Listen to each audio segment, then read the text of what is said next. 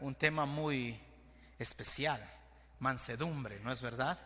Es un tema difícil. No sé si ustedes luchan como yo, pero ser manso es difícil, ¿ya? Y la tercera bienaventuranza es en este sentido. Ahora, yo he encontrado una ilustración que me encanta, no es mía, es de otro pastor. Es de otro pastor, pero me encanta cómo la presenta a las bienaventuranzas. Y él hace una escalera, ¿sí? Y por eso yo he copiado y tengo que decir, es una idea de él, esta no es mía. Esta escalera, y él pone realmente al final de la escalera de las bienaventuranzas, la idea es formar el carácter de Dios en mi vida. ¿Ok? Esa es la idea. Y empiezas con esta: bienaventurados los pobres en espíritu. Como vimos, ser pobre en espíritu es decir, no tengo la capacidad de autojustificarme delante de Dios, ¿sí? Y al no tener la capacidad de autojustificarme delante de Dios, orgullo no está ahí. Espiritualmente necesito de un Salvador. Bienaventurados los pobres en espíritu, porque de ellos es el reino de los cielos. Si tú puedes entender tu ausencia de autojustificación, eres un bienaventurado. Bienaventurados los que lloran, porque ellos serán consolados. No lloran porque las cosas no salen a su manera, lloramos por nuestro pecado. Romanos capítulo 7, ¿no es verdad? ¿Por qué cuando quiero hacer lo bueno acabo haciendo lo malo? Miserable de mí, ¿quién me librará de este cuerpo de muerte? Pero gracias doy a Jesucristo, que murió. Lloro por mi pecado. No sé cuántos de ustedes han llorado últimamente por su pecado. Y quizás no tomas, no fumas, no bailas, pero a lo mejor hay ira, enojo, envidia, celos, falta de seguridad en él. Y cosas, un montón de cosas. Has llorado por tu pecado. Y ahora viene la tercera bienaventuranza de Jesús. Y esta tercera bienaventuranza es: bienaventurados, dichosos los humildes. ¿Sí? Mateo capítulo 5, verso 5. Dichosos los humildes, porque recibirán la tierra por heredad. Dichosos los humildes. Y la palabra humilde, hay una ilustración. Y he puesto aquí estos dos caballos que son unos caballos salvajes, ¿sí? En diciembre tuve la oportunidad de ir ahí al parque del Cotopaxi, y una de las cosas que promueven, y vimos de lejos unos dos caballos salvajes, es decir, no los han montado, están ahí, no han sido sometidos, simplemente tienen toda la fuerza, todo el brío ahí, son indomables. Hay competencias muchas veces que tratan de probar cómo es un caballo salvaje y se montan, y la regla es 8 segundos estar arriba. Si usted está 8 segundos o en el toro o en el caballo, tiene la capacidad de decir, bueno, ya dominé este caballo, ¿sí? Esta es la palabra mansedumbre. La palabra mansedumbre, la palabra humildad aquí es esta ilustración. Nosotros seríamos como ese animal, ese caballo salvaje.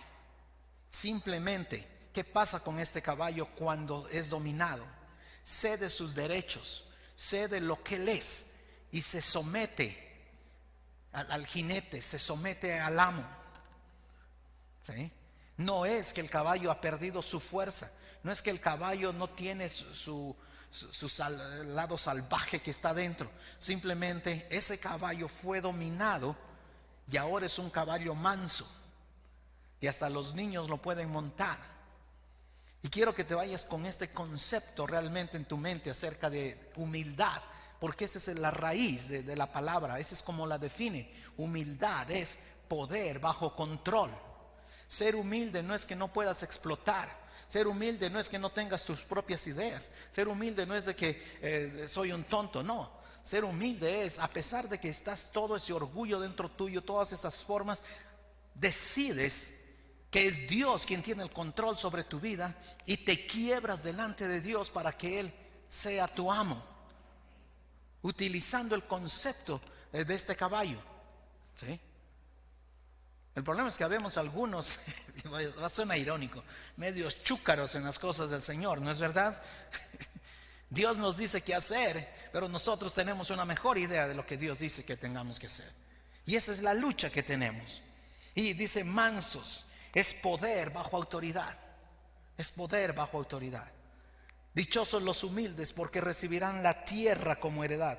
Esta palabra mansos es una palabra que es espíritu apacible. Acepta la voluntad de Dios en su vida sin resistencia. Ve los decretos de Dios en mi vida como algo bueno para mi vida. No lucha contra Dios. No está ahí parado reclamándole a Dios. No está ahí decretándole a Dios. No está ahí diciéndole a Dios lo que tiene que hacer. Warren Wiersbe, uno de mis autores favoritos, acaba de morir hace unos 4 años, 5 años, y él dice: nuestra actitud hacia otros es que nos dejamos enseñar, no nos defendemos cuando estamos equivocados. Wow. Eso es ser humilde, ser manso. Somos enseñables y no nos defendemos cuando estamos equivocados. Wow. Si tú solo utilizaras ese principio en el matrimonio, es espectacular. Yo no sé cuántos de ustedes pasan en el matrimonio por situaciones de que no estamos de acuerdo en algo, no compartimos la misma idea con el cónyuge, y de repente, por ejemplo, reaccionamos mal, ¿no es verdad? En vez de reconocer mi error y mi falta de cordura, mi falta de paciencia, estoy diciendo: si tú no me hicieras enojar, ¿sí? Ok, después supongamos que al fin dices: bueno, voy a disculparme. Mira, discúlpame por haberme enojado, pero si tú no hubieras hecho eso. ¿Sí has escuchado gente que se disculpa así? El pero no sirve de nada, el pero te puso peor que antes. Humildad, mansedumbre solo aceptas que estás equivocado sin justificarte. Aceptas, ya cometí ese error. ¿Sí? Ya cometí ese error. ¿Qué puedo hacer? Manso es eso, ver los decretos de Dios en mi vida como algo bueno en mi vida. Dios está guiándome, Dios me está gobernando, Dios está trabajando conmigo en todas esas áreas de mi vida. ¿Sí? Es que Dios está formando el carácter correcto de Él en mi vida. Por eso quiere que sea manso, quiere que sea humilde, quiere que mi poder sea sometido bajo la autoridad de Dios. ¿Sí? Ahora, a veces siempre nosotros luchamos en la escalera con orgullo, ¿no es verdad? Porque decimos: tiene una autoestima, es creízote, ¿no es cierto? Es creído, ese es nuestro término aquí. Alguien decimos: esta persona se cree la última Coca-Cola en el desierto, ¿no es verdad? Ok, pero hay 2 extremos en eso. El uno es el que tiene un concepto superior de sí mismo, y el otro es lo que hemos llamado: tengo una baja autoestima. Okay. Ambos conceptos son errados porque no se someten a la autoridad de Dios. Cuando Pablo escribe en Romanos capítulo 12, verso 3, Pablo escribe a los romanos, dice: por la gracia que se me ha dado, les digo a todos ustedes, nadie tenga un concepto de sí más alto que el que debe tener, sino más bien piense de sí mismo con moderación, según la medida de fe que Dios le haya dado. Es decir, cuando nosotros no queremos someternos a Dios, ¿sí?, entonces empezamos a tener un concepto superiores de nosotros mismos. Nosotros llegamos a ser Dios. O en el otro lado, nosotros creemos que no somos dignos de nada y nos sentimos lo peor. ¿Okay? Y aquí está diciendo el apóstol Pablo: cada uno de ustedes tenga un concepto de sí, de los otros, que el mismo, que el que yo debo tener. Debo pensar de mí con moderación, ¿sí?, con prudencia. Y esta segunda bienaventuranza, cuando empiezo a caminar en esa escalera, entonces entro y puedo ver. Uno de los grandes ejemplos en el Antiguo Testamento es la historia de Jacob. Jacob es un personaje sumamente interesante, ¿no es verdad? Primero, el nombre de Jacob es un nombre feo. Es el engañador. Así que si usted tiene bebés, no le ponga Jacob, póngale otro. Es lo que significa el que engaña, ¿no es verdad? Por lo menos no sé que alguno aquí se llama Jacob, por eso digo eso, ¿no es verdad? Pero no es un nombre muy inspirador, ¿no es verdad? No es como Josué, ¿no es verdad? Y este engañador decide, ya voy a romper con el suegro, ¿no es verdad? Y me llevo mis mujeres y mis empleados y me voy. Y en Génesis 32 nos narra la historia. Y de repente dice que estaba en la noche y cuando se quedó solo, vino el ángel del Señor y empezó a luchar, ¿no es verdad? Empezó a luchar. Y la ilustración realmente es, así como nosotros luchamos con Dios. Wow. ¿Tú le has pedido algo a Dios? Absolutamente que sí, pero Dios no te responde en la manera que tú esperas que te responda. Y entonces tú tienes tus ideas y dices, ¿por qué Dios no me responde a mí? Y entonces si tienes legalismo dices, es que yo no soy tan malo como fulano de tal que está en tal lado, ¿no es cierto? Quizás debes escucharme a mí. Empiezas en tu legalismo a justificarte delante de Dios, pero esa no es la idea. Y luchas con Dios. Jacob está luchando con Dios y al final le dice, ¿cómo te llamas? Dice, me llamo Jacob. Dice, te voy a bendecir, pero dice que lo hirió en el muslo. Y esa es la ilustración. Cogió para toda la vida. A pesar que fue bendecido, cogió para toda la vida. ¿Sí? Y se fue el ángel y lo bendijo. Y ya no te vas a llamar Jacob, ahora te vas a llamar ¿cómo? Israel. ¿Sí? Y viene ese cambio. Hasta que Jacob entiende. Wow.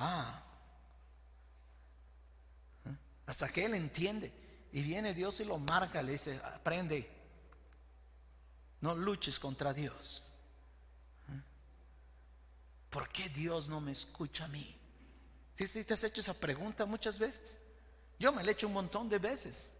¿Por qué Dios no me escucha si solo te estoy pidiendo esto? Es tan simple lo que te estoy pidiendo. Dios, esto es bueno lo que te estoy pidiendo. Y quizás Dios te está diciendo, te voy a formar el carácter, te voy a formar como tú eres. Necesitas quebrarte. Y hay cosas en nuestra vida que Dios hace que nos quiebran. Y vamos a cojear toda la vida porque esa es como una marca que está ahí. Es como que Dios te dice, acuérdate cuando no podías, yo te sané. Acuérdate cuando no podías, yo te salvé. Acuérdate cuando estabas en ese momento en que nadie creía en ti y Dios te dice, pero yo creí en ti. Pero el orgullo nuestro, que es contraposición a ser humilde y manso, hace que nos creamos mejores y entonces nos olvidamos de Dios. Y la bienaventuranza aquí es dichosos los humildes de corazón, dichosos los mansos, dichosos aquellos que su poder ha sido aplastado para dejar que Dios gobierne en su vida. Porque ellos ¿qué? Heredarán la tierra. Porque ellos heredarán la tierra. ¿Sí? Salmo 37:11. Pero los desposeídos heredarán la tierra y disfrutarán de gran bienestar. ¿Sí? Y disfrutarán de gran bienestar. Entonces, humildad es la consecuencia de la pobreza de espíritu, de no ser autojustificado. Es la ausencia de orgullo, la sensibilidad a mi pecado, de llorar por mi pecado, y ahora de mi sometimiento a los designios de Dios. De someterme a los designios de Dios. ¿No es maravilloso? Entonces tiene la escalera. Empiezas reconociendo tu incapacidad de ser salvo. Lloras por tu pecado. Pero entonces puedes someterte a Dios y ser humilde. Eres como el potro salvaje que necesita ser quebrado para que Él pueda actuar. Para que Él pueda actuar. Hay muchas áreas de nuestras vidas que no somos quebrados. Pensamos que en todo tenemos la razón, que tienen que ser las cosas a mi manera y que yo dictamino. La segunda bienaventuranza de esta mañana es: dichosos los que tienen hambre y sed de justicia, porque ellos serán saciados. Ellos serán saciados. Dichosos los que tienen hambre y sed de justicia. ¿Qué es esta palabra justicia? La palabra justicia significa ser correcto, ¿sí? Es un hombre justo. Por implicación, una persona justa es inocente, y es algo que somos por nuestras acciones. Yo debo buscar esa justicia. Ahora, Quizás para algunos de ustedes yo no les he robado, soy honesto, les digo la verdad. Pueden decir, esta persona es justa, ¿sí? Eso es humanamente, soy correcto en esa forma. No hago trampa en los exámenes, no miento en los impuestos. Hay un elemento de justicia. Pero la palabra puede ser hecha en dos elementos. En el elemento vertical, realmente no podemos ser justos en nosotros mismos, porque somos pecadores, ¿sí?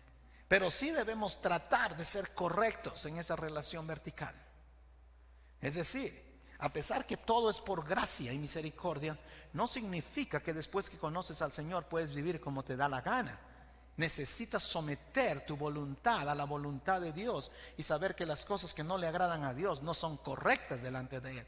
Eso no te justifica delante del Padre, pero esa es la expectativa de justicia, ¿sí?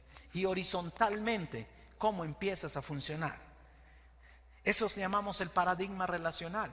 Nuestra relación vertical con Dios y nuestra relación vertical con los hombres. ¿Somos correctos? ¿Somos justos por nuestras acciones en esas cosas? ¿O no? ¿Somos correctos o no? ¿O somos justos? Juanito, no hablé con Juanito, pero él leyó el pasaje este de Romanos 3:23. Yo voy a leer desde el verso 21, ¿no es verdad? Dice, pero ahora, sin la mediación de la ley, se ha manifestado la justicia de Dios, de la que dan testimonio la ley y los profetas. Esta justicia de Dios llega mediante la fe en Jesucristo. En Él, en esa relación vertical, solamente en Jesucristo, somos justificados. Nada más. Él hizo todo ahí, ¿sí? A todos los que creen. De hecho, no hay distinción. No es que para los blancos uno, para los de color otro, para los orientales otro, para los indígenas. No, no hay distinción. No hay clases sociales, gracias a Dios, amén. No hay títulos académicos, gloria a Dios. No hay distinción. Verso 23, pues todos han pecado y están privados de la gloria de Dios. Pero el 24 es como, pero gracia, pero por su gracia somos justificados. Me encanta, porque este versículo es más hermoso que el 23. Porque por su gracia son justificados. Y otra vez la misma palabra gracia, gratuitamente, mediante la redención que Cristo Jesús efectuó. Pero por su gracia son justificados en esa relación vertical. Ahora, esa relación vertical no se queda ahí, ¿no es verdad? Tiene que dar efecto horizontal en esa gracia, ¿sí? Y Jesús abraza esos dos parámetros. La justicia está en Cristo y la justicia delante de los hombres. ¿Cuántos han leído el gran mandamiento? El gran mandamiento, Marcos 12, 30 y 31, ¿no es verdad? Ama al Señor tu Dios con todo tu corazón, con toda tu alma, con toda tu mente y con todas tus fuerzas. ¿Eso qué? ¿Será vertical o horizontal? Vertical. ¿Y cuál es en el gran mandamiento? El segundo es, ama a tu prójimo como a ti mismo. No hay otro mandamiento más importante que estos. Este es el paradigma relacional, ¿no es verdad? Mi relación vertical de mi justicia y mi relación horizontal de justicia. Tengo que tratar de ser correcto en ambos elementos, tanto vertical como horizontalmente. Y aquí dice, tengo hambre y sed de justicia. Y no es que, bueno, ya me dio un poquito de hambre. Yo realmente no sé si yo he pasado por hambre extrema. A lo mejor algunos de ustedes sí. Pero hay personas que han pasado por hambre extrema. Pero sí he pasado por sed extrema. Es decir, ¿cuándo, Leo? Ahora que me estaban despertando del COVID cuando estaba en los cuidados intensivos, yo medio recuerdo que tenía mucha sed. Y yo le dije a la enfermera, ahí entre dormido y despierto, no sé qué estaba yo, pero estaba medio drogado, ¿no es verdad? Por tantas cosas que le ponen a uno. Y yo le dije a ella que tengo sed. No sé cómo ella me entendió. ¿Ok? Y ella trajo una jeringa de 5 centímetros de agua. Cuando yo, escucha bien, Uno de los peores tés en mi vida que yo he probado es el té de anís. A mí no me ha gustado el anís. ¿Y sabes qué me dio la enfermera? 5 centímetros cúbicos. No es nada. 5 centímetros cúbicos no es nada. Y yo recuerdo que me lo puso y me clavó la jeringa. Y yo sentí. Dijo, y le voy a poner a limpiar los labios porque están secos. Eso sí recuerdo. Y yo le dije, más. Dijo, solo le puedo dar una jeringa más. Y cada 2 horas le puedo volver a dar. No podemos correr el riesgo. Y yo recuerdo que la próxima dije, ya pasaron creo que había pasado un día. Pero ya pasaron 2 horas. Y ella se sonrió y dijo, sí, ya le voy a dar sus 2 jeringas de agua.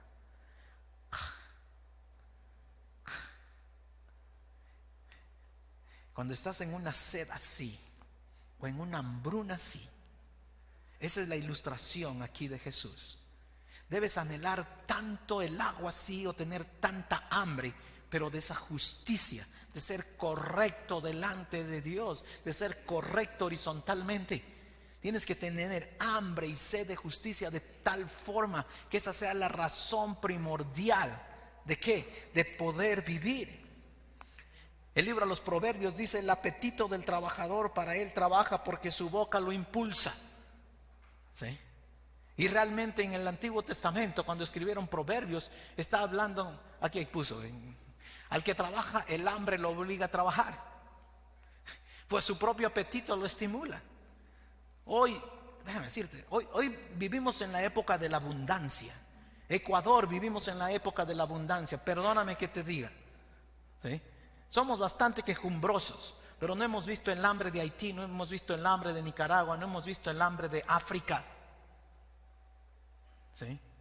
No hemos visto eso. La mayor cantidad de vehículos que están acá afuera no son chatarras, son buenos vehículos. Por lo menos los que estamos aquí hemos tenido las 3 comidas al día. ¿Sí? Y algunos tenemos para algunos juguetes extras. Y luchamos y peleamos por mis juguetes extras que Dios en su gracia y su bendición me ha permitido tener. Pero lo que debo tener es hambre y sed de justicia. Mi motor, la fuerza que me mueve es hacer lo correcto delante de Dios y hacer lo correcto delante de los hombres.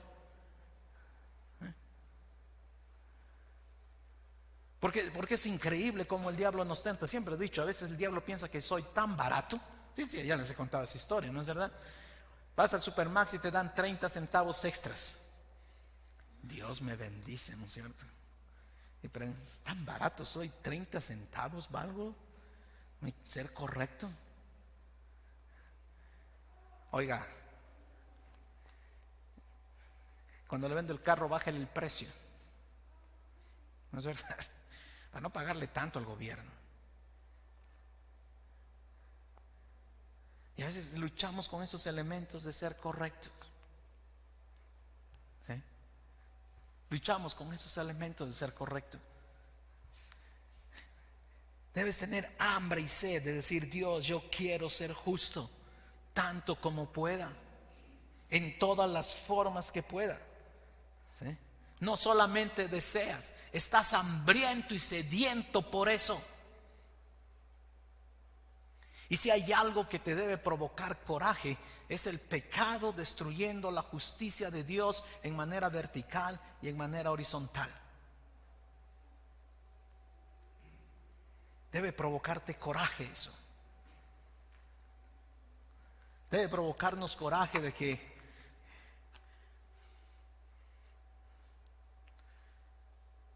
cuando abren una discoteca nadie protesta, pero abren una iglesia sí.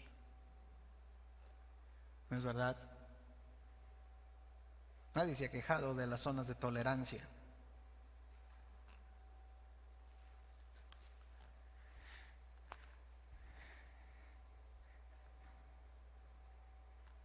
Pero esta bienaventuranza es maravillosa porque trae,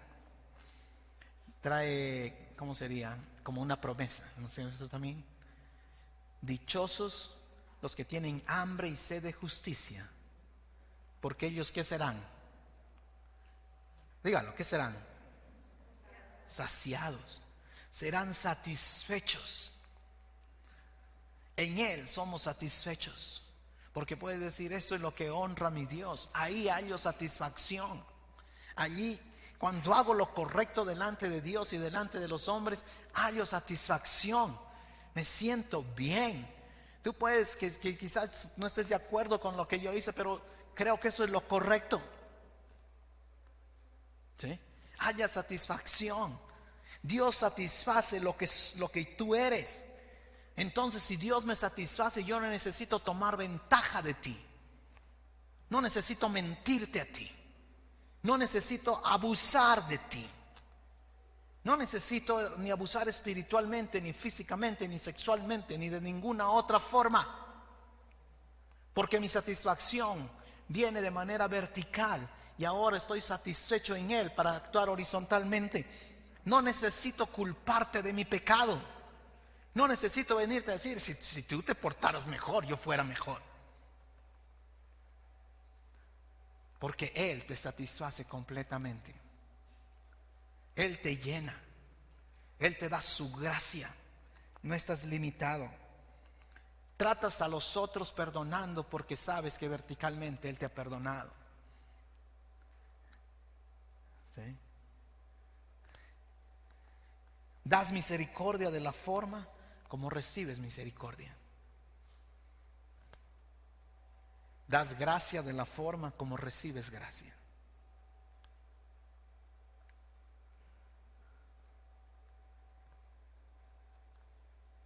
Entonces tenemos a la escalera el cuarto peldaño. ¿Estás reconociendo tu incapacidad de ser justo delante de Dios? ¿Tu orgullo está siendo sometido? ¿Estás llorando por tu pecado? Miserable de mí, ¿quién me libra de este cuerpo de muerte?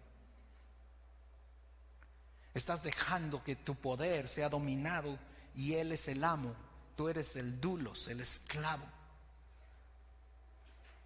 Y tienes hambre y sed de esa justicia vertical y esa justicia horizontal. De esa justicia vertical y esa justicia horizontal. ¿Qué es lo que estás haciendo? Bienaventuranzas. Ay, Dios, bendíceme. No es eso lo que está diciendo. Está formando el carácter de Dios en tu vida. Dios está tratando de demostrarte qué es lo que tú tienes que hacer para ser diferente. Pablo, cuando escribe a los Efesios, dice: le pido que por medio del Espíritu y con el poder de sus gloriosas riquezas los fortalezca a ustedes en lo íntimo de su ser. Porque está trabajando contigo. Está trabajando adentro contigo. Disciplinas espirituales no es una carga, es un placer. Orar no es una carga, es un placer. Reunirme no es una carga, es un placer. Compartir el Evangelio de Jesucristo no es una carga, es un placer. Dar en la iglesia no es una carga, es un placer. Perdonar no es una carga, es un placer. Porque a veces nosotros estamos luchando con Dios y no queremos vivir en la plenitud de lo que Él quiere que vivas, y todavía vivimos abajo. En Él, Pablo dice que todas las riquezas de sus gloriosas, el Espíritu y sus riquezas, fortalezca ese ser interior para ser transformados para su gloria. Dichosos los que tienen hambre y sed de justicia, porque ellos serán saciados. Dijo Martin Luther King Jr., que acabamos de recordar, el pastor bautista negro: yo tengo un sueño que un día los hombres no sean juzgados por el color de la piel.